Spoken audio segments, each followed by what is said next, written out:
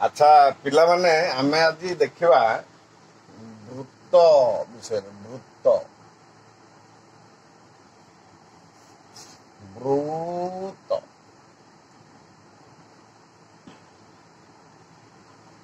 ବୃତ୍ତର ପରିଧି ସମ୍ବନ୍ଧୀୟ ପ୍ରଶ୍ନ।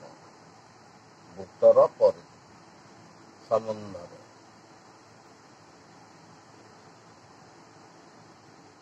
ସମ୍ବନ୍ଧରେ ହେଲା।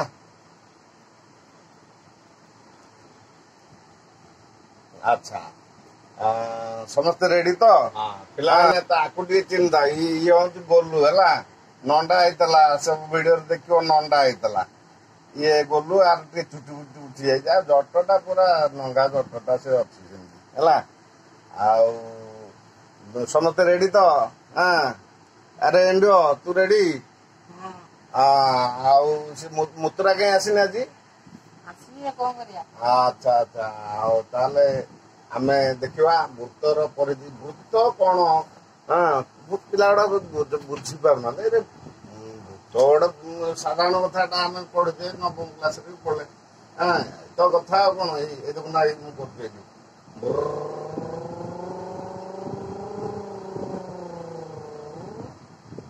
ତ ହେଲା। ଏଇଟା କି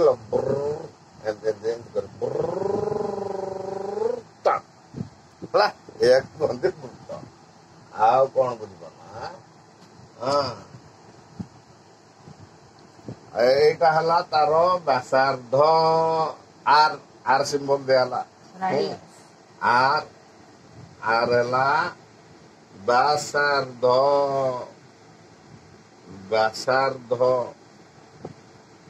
ହେଲା।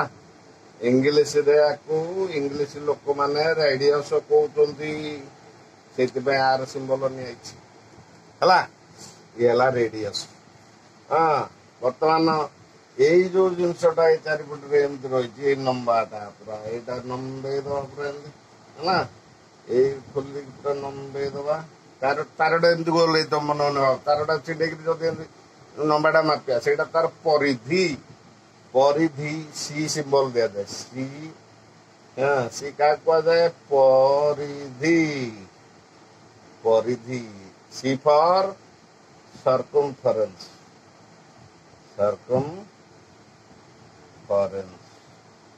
ହେଲା। ସି ଫର ସରକମଫରେନ୍ସ ବୁଝିଲା? ଆଚ୍ଛା ହଗୁରା, ଏଇଟା କହିଲୁ, ଏଇଠୁ ଯଦି ଆମେ ଖଣ୍ଡେ କାଟିଦବା, ରୁଟି ଭଳିଆ ଭାବିବା, ଗୋଟେ ରୁଟି ଏଇଠୁ ଖଣ୍ଡେ ଏମିତି କାଟି ନେଇଯିବା, ତାହେଲେ କଣ ହବ ନା, ଏଇ ଯୋଉ ଖଣ୍ଡଟା ବାହାରିବ ଏମିତି, ଏଇ ଯୋଉ ଖଣ୍ଡଟା ବାହାରିବ ହେଲା, ଆକୁ କଣ କହିବା? ଆ ନା ଦିଆହବ। ଏଇ ଯୋଉ ଖଣ୍ଡଟା ପୁରା ବାହାରିଲା, ଆ ନା ଦିଆହେଲା ବୃତ୍ତ କଳା ହେଲା। ଆକୁ ଇଂଲିଶ ପିଲା ଗୁଡାକ ସେକ୍ଟର ପଢୁଛନ୍ତି, ସେକ୍ଟର ହେଲା। ଇଂଲିଶ ପିଲା ସେକ୍ଟର ପଢୁଛନ୍ତି ହେଲା।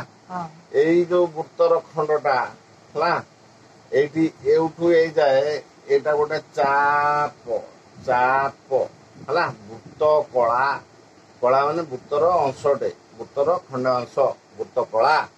ଏଇଟା ଚାପ, ଏଉଠୁ ଏଇ ଯାଏ ଏକ୍ସ ବି ହେଲା। ଏକ୍ସ ବି ଟା ହେଲା କଣ ନା ଚାପ। ଏକ୍ସ ବି ଆକୁ ଏମିତି ଲେଖାଯାଏ, ଚାପ ହେଲା। ଇଂଲିଶରେ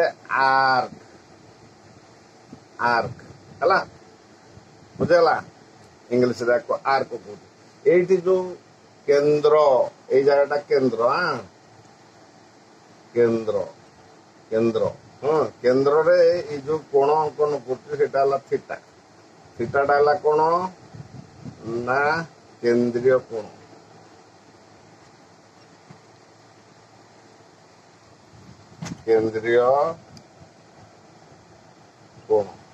ହେଲା। ତେଣୁ ଇଏ ହେଲା କେନ୍ଦ୍ରୀୟ କୋଣ। ଆର ଡିଗ୍ରୀ ପରିମାପ ଦେଇଥିବ, 30 ଡିଗ୍ରୀ, 60 ଡିଗ୍ରୀ, 70 ଡିଗ୍ରୀ, ଏମିତି ସବୁ ଦେଇଥିବ ହେଲା। ଏଉଠୁ ଏଇଯାଏ ଯୋଉ ଦୈର୍ଘ୍ୟଟା, ଏଇଟା ହେଲା ଚାପର ଦୈର୍ଘ୍ୟ। ଏଲ ଲେଖିବା ତାକୁ। ଏଲ ହେଲା ଚାପର ଦୈର୍ଘ୍ୟ ଚାପର ଦୈର୍ଘ୍ୟ ହେଲା। ବର୍ତ୍ତମାନ ଆମେ ଦେଖିବା ଏଇ କେନ୍ଦ୍ରୀୟ କୋଣଟା ଧର ଏଇଠି ଆମେ ଦେଖିବା ଥିଟା ହେଲା। ଏଇଠି ଚାପର ଦୈର୍ଘ୍ୟଟା ଏଲ। ହଁ, ଏଇଠି ମୁଁ ବୃତ୍ତକଳାକୁ ନିଭଉଛି ଦେଖେଇବି ଏକା ଚାପର ଦୈର୍ଘ୍ୟଟାକୁ ମୁଁ ଏଇଠି ଏଲ ଲେଖିଲି। ଏଲ ହେଲା ଚାପର ଦୈର୍ଘ୍ୟ। ଏଇଟା ରାଡିୟସ୍, ଏଇଟା ବି ରାଡିୟସ୍। ହଁ, କେନ୍ଦ୍ର ଓ ଲେଖିଥିଲି ହେଲା। ବୁଝିହେଲା? ଏରେ ହଗୁରା ବୁଝିଲୁ ତ? ହଁ। ଆଚ୍ଛା, ବର୍ତ୍ତମାନ ଦେଖିଲ ଏଲ କାହିଁ ନିଆହେଲା ନା ଲେନ୍ଥ ଅଫ୍ ଆର୍କ। ଇଂଲିଶ ବାଲାକୁ ଏୟା ଲେଖୁଛନ୍ତି ଲେନ୍ଥ ଅଫ୍ ଆର୍କ ଲେନ୍ଥ। ସେଥିପାଇଁ ଚାପର ଦୈର୍ଘ୍ୟ ଲେଖା ହେଲା। ଏତକ ଆମେ ଜାଣିଗଲେ କୋଉଟା କଣ ହେଲା। ଆଚ୍ଛା, ବର୍ତ୍ତମାନ ଆମେ ଦେଖିବା ଫର୍ମୁଲାକୁ ଯିବା। ଗୋଲୁ ଆସୁଛି ଦାନ୍ତ ଦେଖେଇକି ହେଲା। ଦିଟା ଦାନ୍ତ ଗୋଲୁର ଅଛି। ଦେଖିଲ ଗୋଲୁ କେମିତିଆ? ଆଚ୍ଛା, ଗୋଲୁ ଆଜି ଆସିନି। ଗୋଲୁ ଆଜି ଛୁଟି ମନଉଛି ଘରେ। ତା ଚିତ୍ରଟା ଅଛି। ଆଚ୍ଛା, ବର୍ତ୍ତମାନ ଆମେ ଦେଖିବା ଏଇ ଯୋଉ ବୃତ୍ତ କଳାଟା ଅଙ୍କନ ହେଇଥିଲା। ଏଇ ବୃତ୍ତ କଳା ଏଇଟା ହେଲା ଏଲ, ଏଇଟା ହେଲା ଆର, ଏଇଟା ହେଲା ଆର। ଆର ପରିସୀମା ମାନେ ଏଇ ଚତୁଃପାର୍ଶ୍ୱର ଦୈର୍ଘ୍ୟ ହେଲା। ବୃତ୍ତ କଳାର ପରିସୀମା, ବୃତ୍ତ କଳାର ପରିସୀମା ହେଲା କେତେ ଆସିବ? ଇଏ ପ୍ଲସ ଇଏ ହେଲା। ଏଲ ପ୍ଲସ ଇଏ ଆର, ଇଏ ବି ଆର। ଇଏ କେତେ ହେଲା? ବୃତ୍ତ କଳାର ପରିସୀମା। ଫର୍ମୁଲା ନମ୍ବର 1 ଏଇଟା ମନେ ରଖିବ। ଏଇଟା ତାପରେ କ୍ୱେଶ୍ଚିନ୍ ବହୁତ ରହିବ ହେଲା। ବୃତ୍ତ କଳାର ପରିସୀମା କାଢିବା ମାନେ ଏଲ ପ୍ଲସ 2r କରିଦବା, ଏକାଥରେ ସଲ୍ଭ ହେଇଯିବ ହେଲା। ବର୍ତ୍ତମାନ ଦେଖିବା ଏଠି ଯଦି ଡିଗ୍ରୀ ପରିମାପ ଦେଇଥିବ ଥିଟା, ତାକୁ କଣ କହନ୍ତି? ଥିଟା କହନ୍ତି। ଥିଟା ହେଲା, ଥିଟା କହନ୍ତି। ବୁଝିହେଲା? ବର୍ତ୍ତମାନ ଆର ଫର୍ମୁଲା କଣ ରହିବ? ଚାପର ଦୈର୍ଘ୍ୟ ପାଇଁ ଗୋଟେ ଫର୍ମୁଲା ଅଛି। ଚାପର ଦୈର୍ଘ୍ୟ ହେଲା। L is equal to theta by 360 ହେଲା ଡିଗ୍ରୀ into 2 pi r ହେଲା। theta by 360 degree into 2 pi r। ବୁଝିହେଲା? ଆଉ ଥରେ କହିଦଉଛି ଏଲ ଚାପର ଦୈର୍ଘ୍ୟ ଏଲ ହେଲା theta Bai 360 into 2 pi r ହେଲା। ସିଙ୍ଗାଣିଆ ଆଜି ଆସିନି, ଆକୁ ସେ କହିବ ପାଏ ହେଲା। ଏଇଟା ପାଏ ଦି ପ୍ରକାର ତମର ପାଏ ଦେଇଥିବ ହେଲା। ପାଏ ଗୋଟେ ଦେଇଥିବ 22/7 ଆସନ୍ନ ମାନ, ଏମିତିଆ ଆସନ୍ନ ମାନ ହେଲା। ନହେଲେ କୋଉଠି କୋଶ୍ଚିନରେ ପାଏର ଆସନ୍ନ ମାନ 3.141 ଏମିତି ଲେଖିଥିବ ପାଏର ଆସନ୍ନ ମାନ ହେଲା। ଚାପର ଦୈର୍ଘ୍ୟ ଫର୍ମୁଲା ଆମେ ପାଇଲେ ହେଲା। ବେଳେ ବେଳେ କୋଶ୍ଚିନ୍ କଣ କରିଥିବ, ଏଇଟା ଦେଇଥିବ, ଏଇ ଆରଟା ଦେଇଥିବ, ଏଇଟା ପଚାର ତିନିଟା ଅଜ୍ଞାତ ରାଶି ଅଛି। ଏଲ ଥିଟା ଆର ଦିଟା ଦେଇଥିବ, ଆରଟା ବାହାରିଯିବ ହେଲା। ଖାଲି ବଜ୍ର ଗଣନ କରିବା। ଯଦି ଥିଟା କାଢିବା ଥିବ ଏଇଟା ଉପରେ ଯାଇକି ମଲ୍ଟିପ୍ଲାଏ ହେଇଯିବ। ଏଇଗୁଡା ସବୁ ତଳକୁ ପଳେଇ ଆସିବ ହେଲା। ବଜ୍ର ଗଣନ କରିବାକୁ ପଡିବ ହେଲା। ତେଣୁ ଆମେ ବର୍ତ୍ତମାନ ଦେଖିବା ବଜ୍ର ଗଣନ କେମିତି হয় ଜାଣିଛ ତ? ଏମିତି କ୍ରସ୍, ଇଏ ତଳକୁ ଆସିବ, ଇଏ ଉପରକୁ ଯିବ, ଇଏ ତଳକୁ ଆସିବ, ଏମିତି ସବୁ କରାହବ ହେଲା।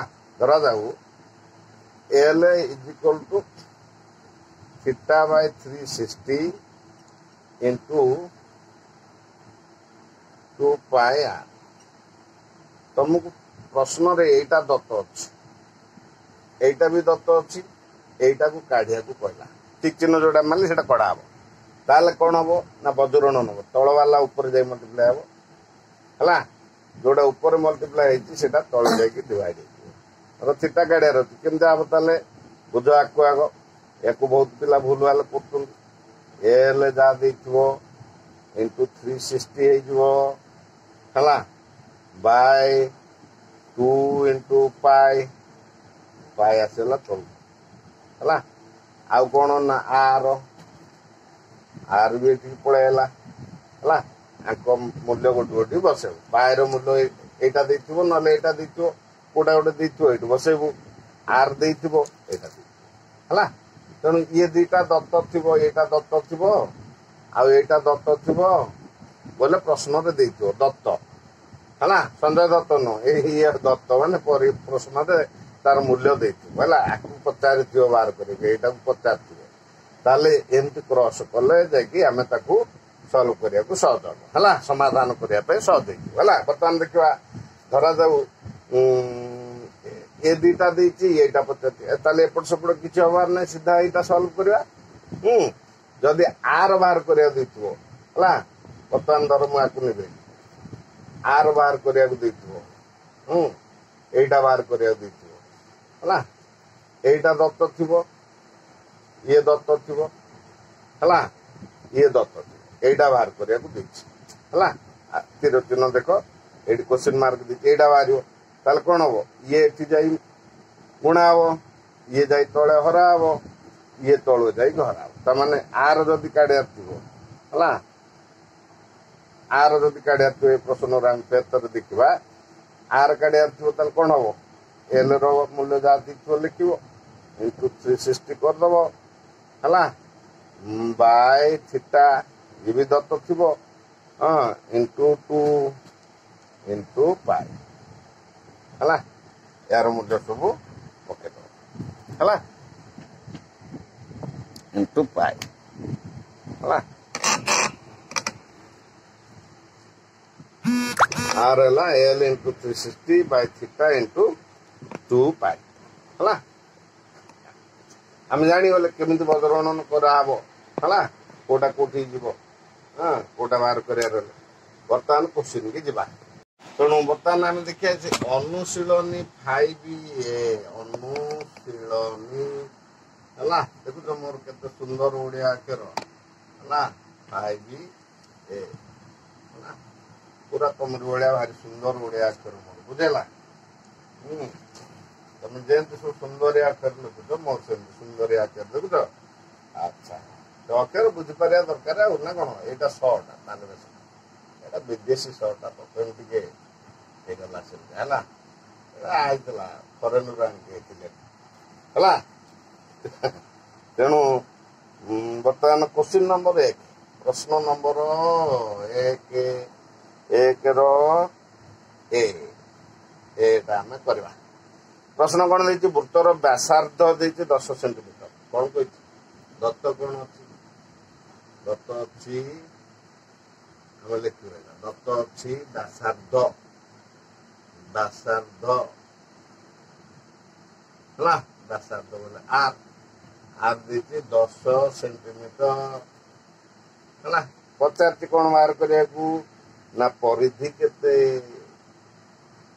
परिधि केते ना अरे परिधि फर्मुला आम कहले कि हाँ परिधि सी पचारा सीटा केते है। तेणु सीटा आम पूरा पढ़ी पढ़ी के आउचे सी है 2 पाई आर यहाँ फर्मुला सी रो है परिधि बाहर कर बुझेगा। तेणु कौन करा सी इज इक्वल टू है 2 पाई पाई देख प्रश्न कौन पाई देती पाई आस 9 22 7 9 पाई जगह आम पकेवा 22 7 इंटू आर है 10 है पे बुझल। अच्छा बर्तमान किसी पिला कहते कटाकटी मत आसेनी है प्राय झील पिला कहते कटाकटी आसेनी है पनिक काटो छुरी काटो जहाँ पार काटिदेव असुविधा कौन अच्छी। हाँ ये कौन पोटल हाँ पोटल काटुच ना अरे पणिका मन रखिले कटाकटी हम बुझलु। हाँ हाँ तेणु बर्तमान ये किए कटे देख 7 कौ कर अच्छी 10 नाई 7 2 ये कौन कटे ऊपर ऊपर कटाकटी हो ऊपर तल हाँ गुणन कटाकटी हमें है ये किए कटे तेणु ये रहा 44 हाँ 44 हेल्ले 10 10 पे 0 बसईदे बाय 7 है एतिकी सेंटीमीटर सेमी है। ଆକୁ ଯଦି ଦଶମୂଲା କରିବୁ ହରଣ ପ୍ରକ୍ରିୟାରେ ଏମିତି ହରିବୁ 440ରେ 7 ହରିବୁ ହେଲା। ଏଇଠି କଣ କଣ ବାହାରୁଛନ୍ତି ସେଇଟାକୁ ଏଇଠି ଉତ୍ତରରେ ଲେଖିପାରିବୁ। ଦଶମୂଲାରେ ଆନ୍ସର ବାହାରି ପାରିବ। ବୁଝିହେଲା? ସେଇ ହରଣ ତକ ତ ଖାଲି ମେନ୍ କଥା ଆଉ। ମନେ ମନେ କିଏ କିଏ ଭାବୁଥିବେ ମତେ ତ ହରଣ ଆସୁନାହିଁ ଆଉ ମୁଁ କଣ କରିବି। ହରଣ କରିପାରୁନି।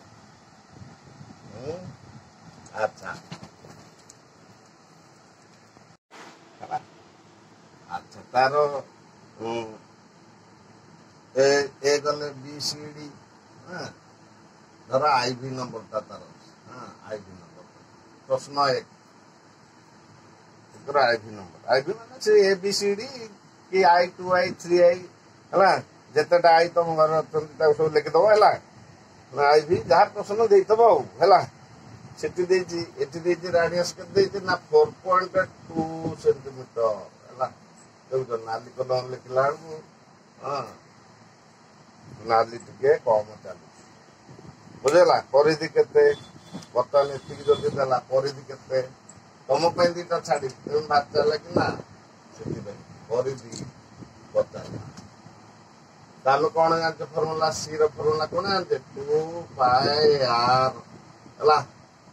ବର୍ତ୍ତମାନ ଏଣ୍ଡୁ କହିବାକୁ କେମିତି କରିବା? 2π ଜାଗାରେ କେତେ କରିବା? 22/7 ହେଲା ଇଣ୍ଟୁ r ଜାଗାରେ 4.2 ହେଲା।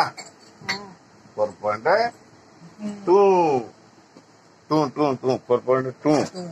ହେଲା।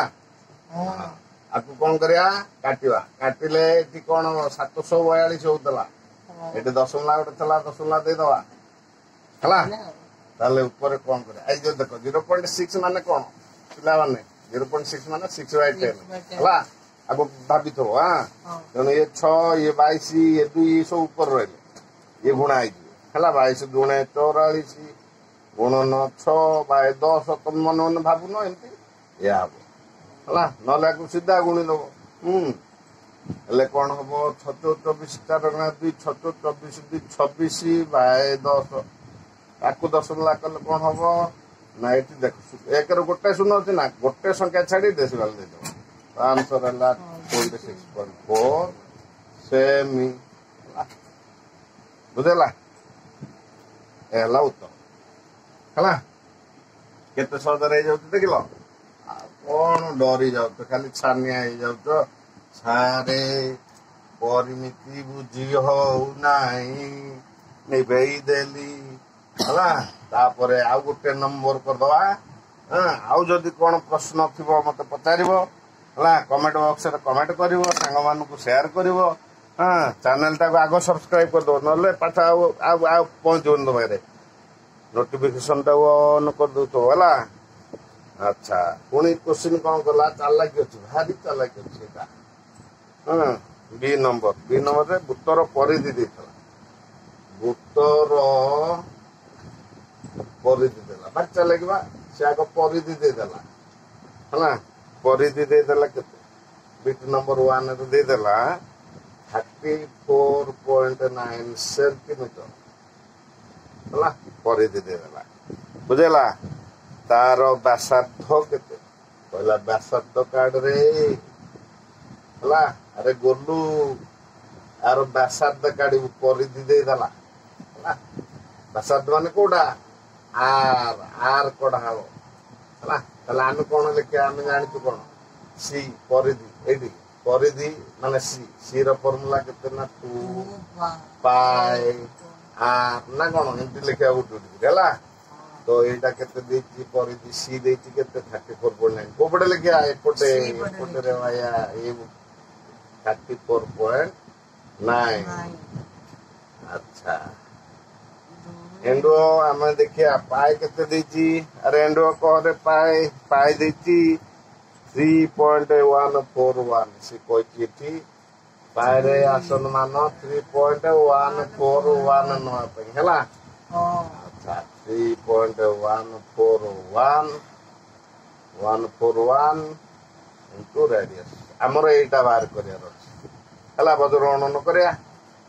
ଏଇ ତଳେ ଯାଇକି ये तौक पड़े ये सब रखते तौक पड़ो आ तले बाय आरटा गोटे पटे एमती रह R is equal to 34.9 by 2 है सिंगाणिया तेल कहता 2 है इंटू 3.141 है आपको कटाकटी करवा बुझेगा अच्छा बर्तमान आपको कटाकटी करवा तो हूँ देखा करवा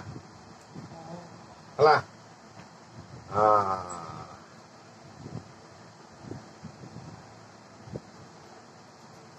कोतारे कटो न कटिले छुरी पनिकी कुराड़ी करत बेलेड केते कौन अच्छी सब आनी काट पकड़ किसी ना है 34.9 तुम डेसिमाल जो मैंने जान भग्नाश कर दूला एतिकी बाय 10 बाय 2 इंटू 3141 बाय 1000 है तेणु ये भग्नाशटा आग लिखिदबा सहज हम ऊपर निभे दूचे ऊपर निभौच रे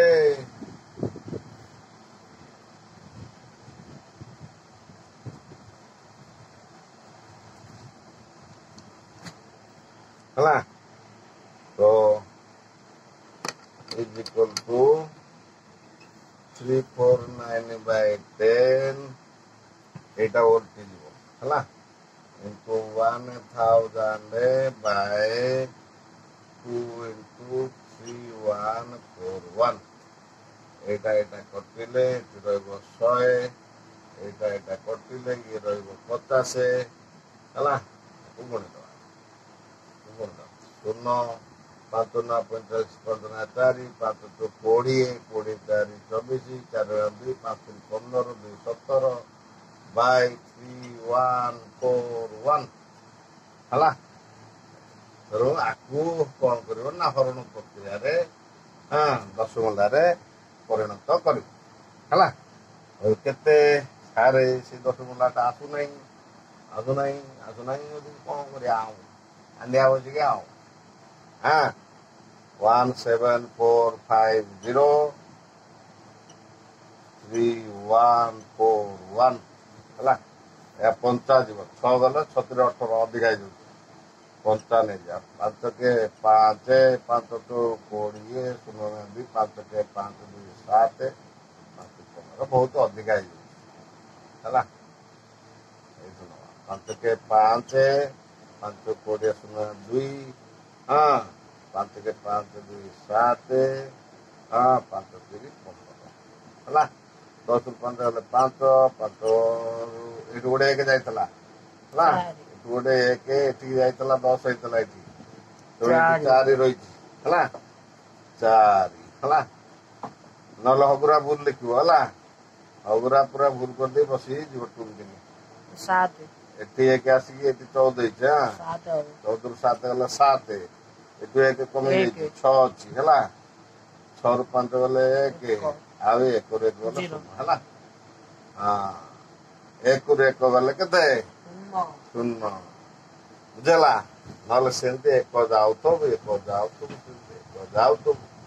फेर 5 नहीं 5.5 फेर से जिनसा आस ना कौन हाँ हाँ ये शून्यटा देदब ये शून्य देद कहीं छोट हो गला आटू तेणु शून्य देदेल है एवं पुणी गोटे 5 से उत्तरटा ये पाखापाखि आसो 5.05 5 देदेल फेर ये जो संख्याटा ये फेड़ा हम है फेड़ा फेड़ी कर फेड़ा फेड़ी कर फेड़ा फेड़ी तुम गाँव में फेड़ा न शुणु फेड़ा जो पेड़ा पेड़ा से पेड़ा नुह है फेड़ी फेड़ी है फेड़ी दब फेड़ी लिख है फेड़ाण आ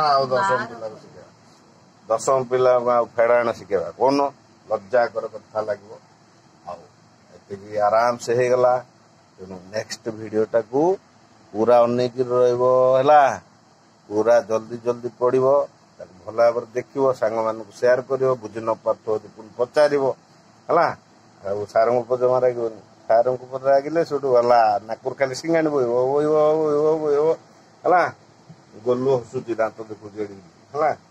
ତେଣୁ